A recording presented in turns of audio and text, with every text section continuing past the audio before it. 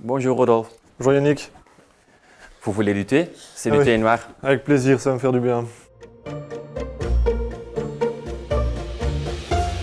La dernière fois que tu es venu ici, tu nous as introduit au concept de la finance durable et de les données ESG. Tu reviens aujourd'hui pour nous parler de stratégie et de reporting durabilité. Oui, tout à fait. On arrive à un moment charnière en ce qui concerne ces sujets de stratégie et de reporting ESG et il nous semblait donc important de revenir en discuter ici. Un moment charnière, tu dis? Oui, tout à fait. Je parle de moment charnière aujourd'hui parce que toute une série de nouvelles législations vont commencer à rentrer en vigueur ici en Belgique et que ça va avoir donc des conséquences importantes pour l'ensemble du monde économique belge.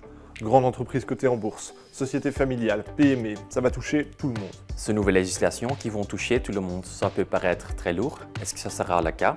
Est-ce qu'il faut en avoir peur? Non, bien sûr que non, il ne faut pas en avoir peur.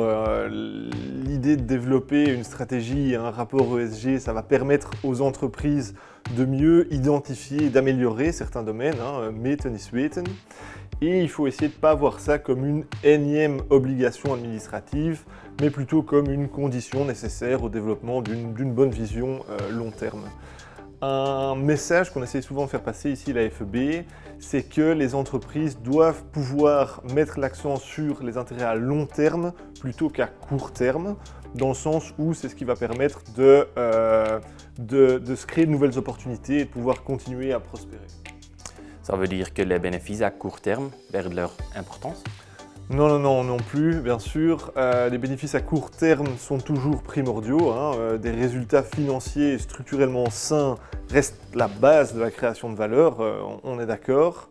Mais l'idée, c'est qu'en cas de conflit entre des intérêts à long terme et des bénéfices à court terme, c'est le long terme qui doit primer. Dans ce contexte de nouvelles législations, de stratégie et de reporting durabilité, la FEB a décidé de développer 2 brochures sur le reporting ESG, une qui vise les grandes entreprises et une qui vise les PME.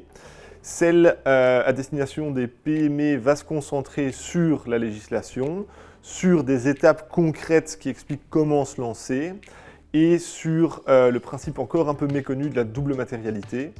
Celle pour les grandes entreprises va, elle, se concentrer également sur tout ce qui est législation et double matérialité, mais également sur le concept de corporate governance et d'audit non financier.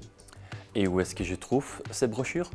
Alors ces brochures peuvent être trouvées en ligne sur le site de la FEB. Tu peux aller les télécharger maintenant si tu veux. Je vais le faire. Merci. Merci à toi.